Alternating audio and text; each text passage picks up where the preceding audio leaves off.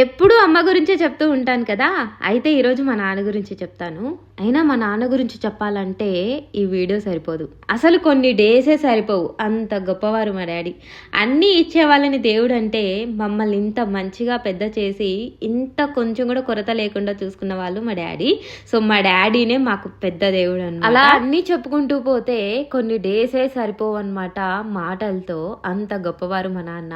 ఎవరి నాన్న వాళ్ళకి గొప్ప, మా నాన్న నాకు ఇంకా గొప్ప అన్నమాట. అయినా ఇదంతా ఇప్పుడెందుకు చెప్తున్నావు కా అని చెప్పి అంటారా. ఈ రోజు మా daddy special day, father's day. Happy father's day నాన్న. మరి ఫాదర్స్ డే రోజు మా డాడీ గురించి చెప్పుకుంటే ఎలా, అందుకని చెప్పేస్తున్నాను అనమాట. అయితే అమ్మ వాళ్ళ ఇంటికి వెళ్ళడానికి నేను చాలా ఫాస్ట్ గా రెడీ అయిపోతుంటే మా ఆయన చాలా కోపంలో ఉన్నారు. ఆయన కోపం తగ్గించాలంటే కొంచెం చిరాకు పెడితే చాలన్నమాట, నవ్వేస్తారు. సో అదే చేశాను, నవ్వేశారనమాట. నేను పరుగులు పెట్టుకుంటూ అమ్మ వాళ్ళ ఇంటికి వెళ్తూ ఉంటే మా డాడీ వర్క్ మీద బయటకు వెళ్ళారనమాట.